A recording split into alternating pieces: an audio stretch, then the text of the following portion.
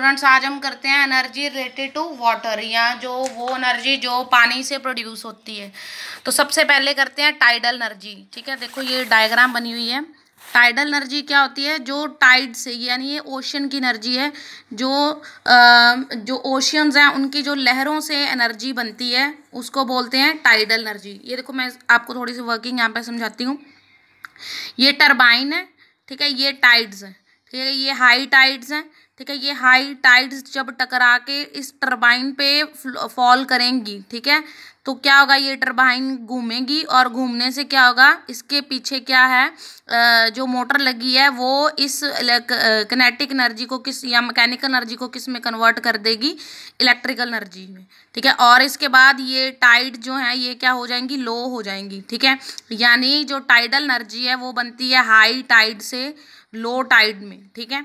आप देखो, ये यहाँ पे हमने करा हुआ है, लिखा हुआ है कि जो टाइड से एनर्जी बनती है उसको क्या बोलते हैं? Tidal energy. ये डैम्स के साथ बनती है, ठीक है, सी के ऊपर, समुद्रों के ऊपर। और इसमें क्या, हाई टाइड से जो इलेक्ट्रिसिटी प्रोड्यूस होती है, ठीक है, उसको टाइडल एनर्जी बोलते हैं। ये हाई टाइड से लो टाइड में जाती है। वैसे इसके सिटीज जो मेन इंडिया में है वो है कच्छ, गुजरात, ठीक है, जहाँ पे टाइडल एनर्जी बनती है। वैसे रशिया और फ्रांस इसके मेन कंट्रीज हैं।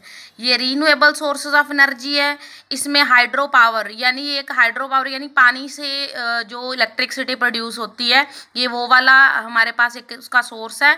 ये पुरानी टेक्नोलॉजी है, एंशियंट है। और ये मून पावर, क्योंकि मून की ग्रेविटेशनल पुल के कारण जो टाइड्स उठती हैं, जो लहरें उठती हैं समुद्र में, ठीक है, उनकी वजह से ये जो है हाई टाइड्स पे टरबाइन के घूमने पर इलेक्ट्रिसिटी प्रोड्यूस होती है।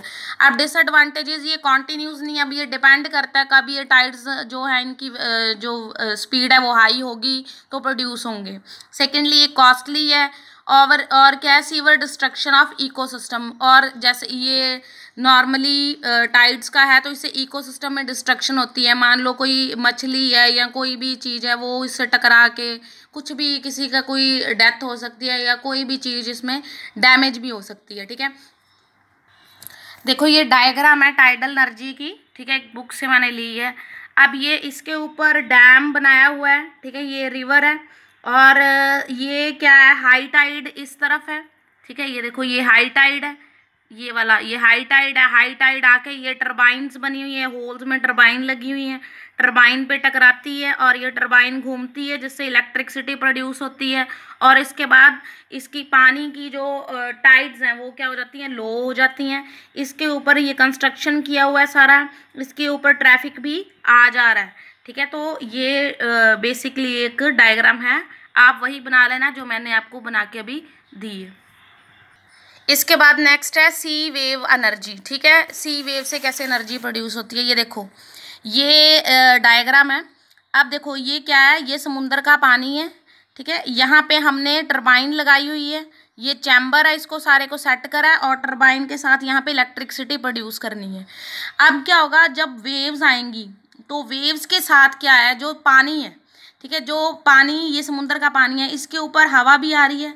हवा के कारण क्या है? ये वेव्स की जो स्पीड है वो क्या हो जाएगी? हाई हो जाएगी। अब ये जो वेव है बहुत ऊपर से, ये जो मतलब लहरें हैं बहुत ऊपर से उठेंगी, ये टाइड्स जो हैं, इनके साथ हवा जो है, समुद्र की जो हवा, वो क्या होगी? ठंडी होएगी। और ठंडी हवा जोर के, जितनी ऊपर से लहरें उठेंगी उतनी ऊपर से उनकी हवा जाएगी, ठीक है। और ये ठंडी हवा क्या है? इस साइड से, ये चैम्बर है, इसको बंद करें, ठीक है, यहाँ से जब ऊपर पानी उठेगा तो उसके साथ हवा भी ऊपर जाएगी और ये हवा क्या है? इस टरबाइन को घुमाएगी। घुमाने से क्या होगा? इलेक्ट्रिसिटी प्रोड्यूस होगी। लेकिन टरबाइन को घुमाने के बाद अब इसमें, पहले तो इसमें ठंडी हवा, कूल वेव जा रही थी, अब घुमाने के कारण क्या है? यहाँ पे हॉट वेव प्रोड्यूस होगी, ठीक है। अब ये एक और डायग्राम है, जब हॉट वेव प्रोड्यूस होगी तो वो हॉट वेव क्या करेगी? नीचे आ जाएगी दोबारा, ठीक है, उसको नीचे भेज देना है। अब नीचे वो क्या है? समुद्र का पानी है, जिसकी वजह से जो गर्म हवा है वो क्या हो जाएगी?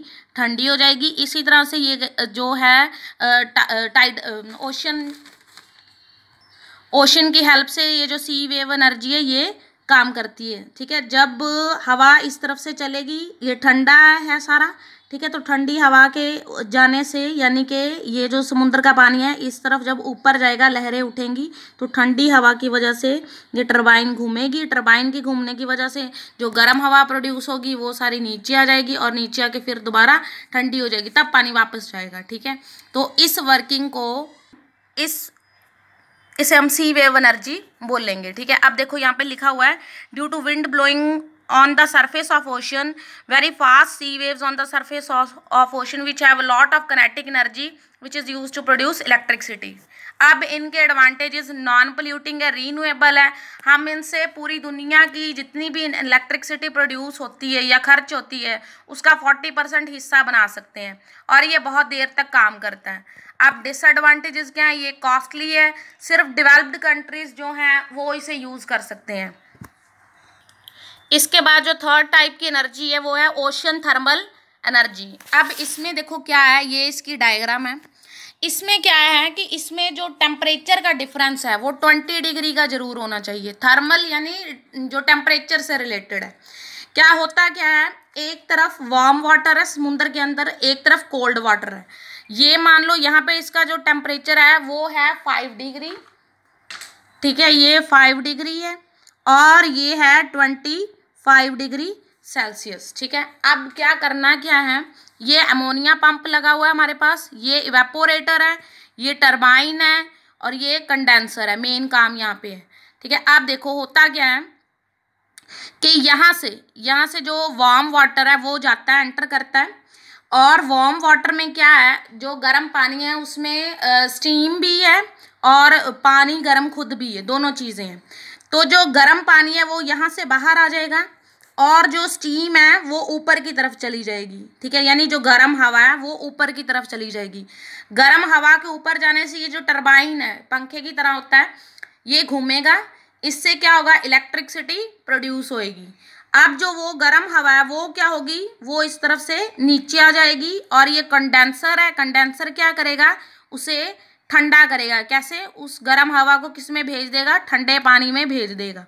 फिर ये इसी तरह से ये दोबारा, ये अमोनिया पंप है, ठीक है, फिर ये पानी ऊपर जाएगा, और फिर ये पानी टरबाइन से टकराएगा, टकराने के बाद यहाँ पे इलेक्ट्रिसिटी प्रोड्यूस होती जाएगी, और ये गर्म पानी हवा जो है वो यहाँ पर आके ठंडे पानी में मिक्स हो जाएगी, और ये क्या हो जाएगा, यहाँ पे जो गर्म हवा वो एब्जॉर्ब हो जाएगी। ये पानी का यहाँ पे डिफरेंस जो है दोनों साइड में टेम्परेचर का, ठीक है, पानी का डिफरेंस ये है कि ये हॉट वाटर है, यहाँ पे कोल्ड वाटर होना चाहिए, और इनके टेम्परेचर में मिनिमम 20 डिग्री डिफरेंस जरूर होना चाहिए। 20 से कम नहीं, 20 या 20 से ज़्यादा होना चाहिए, ठीक है। देखो ये यहीं पे ये चीज़ ही हमने सारी, ये थ्योरी हमने यहाँ पे लिखी हुई, आप यहाँ पे इसको सारे को पढ़ लेना। आप देखो इनके एडवांटेजेस, ये रीन्यूएबल है, कॉन्टिन्यूस प्रोसेस है, चलता जाएगा, ठीक है, और इससे हम काफ़ी एनर्जी प्रोड्यूस कर सकते हैं। अब डिसएडवांटेजेस, ये कॉस्टली है, इससे सिर्फ 3 या 4% ही हम इलेक्ट्रिसिटी या एनर्जी प्रोड्यूस कर सकते हैं। इसे सिर्फ डेवलप्ड कंट्रीज ही प्रोड्यूस कर सकते हैं। सेकेंडली, हम इसे वहीं यूज़ कर सकते हैं जहाँ पे टेम्परेचर का मिनिमम डिफरेंस कितना हो, 20 डिग्री सेल्सियस हो। अब हमें करना है डैम या हाइडल पावर या हाइड्रो इलेक्ट्रिसिटी पावर। देखो पहले इसकी वर्किंग देखते हैं। ये क्या है, कोई रिवर है, ठीक है, रिवर आराम से वो अपना जो पानी का रास्ता वो जा रही थी। हमने यहाँ पे क्या किया, यहाँ पे इसको जैसे गड्ढे टाइप है वो नीचे उसके जगह बना दी, फिर टरबाइन से लगा दी यहाँ पे, ठीक है, और यहाँ पे जो नदी का पानी था उसे रिजर्व कर लिया, इकट्ठा कर लिया, ठीक है। अब इस पानी को, ये देखो ये है हाई लेवल पे और ये सब है लो लेवल पे। अब क्या करेंगे, यहाँ पे एक गेट लगा होता है, ठीक है, ये गेट हम अपनी मर्जी है, मतलब जब हमें ज़रूरत होगी तब हम इसे खोलेंगे। जब यहाँ पे इस गेट को खोलते हैं तो पानी क्या है, ये यहाँ से ऊपर वाली साइड से नीचे की तरफ जाता है। अब जब ऊपर से नीचे की तरफ फ्लो करेगा तो उसकी जो स्पीड है वो बहुत हाई होगी, वो बहुत हाई स्पीड पे ये जो टरबाइन्स के ब्लेड है यहाँ पे जाके टकराता है और यहाँ से क्या होता है, इलेक्ट्रिसिटी प्रोड्यूस होती है और ये जनरेटर है, ठीक है, ये वायर्स लगी हैं और ये सारा सर्किट बना हुआ है और यहाँ पे जो सारी इलेक्ट्रिसिटी है वो क्या हो जाती है, स्टोर हो जाती है। देखो पानी ने तो अपनी डायरेक्शन में जाना ही था, हमने साइड में रिजर्व करके और यहाँ पे टरबाइन्स लगा के अपनी इलेक्ट्रिसिटी प्रोड्यूस कर ली और पानी फिर उसी डायरेक्शन में चला गया, ठीक है। तो ये इसकी सारे ये जो डैम की हाइडल पावर की ये वर्किंग है। अब देखो क्या होता है, मेन मैं यहाँ से समझाती हूँ। पहले पानी नदी का आ रहा था, जो चीज़ मोशन में है उसको, उसकी एनर्जी को क्या बोलते हैं, काइनेटिक एनर्जी। फिर हमने उसको स्टोर कर लिया तो वो क्या हो गया, पोटेंशियल एनर्जी। फिर हमने उसका गेट खोल दिया ताकि वो टरबाइन से पानी जाके टकराए, फॉलिंग वाटर, वो क्या हो गया, काइनेटिक एनर्जी।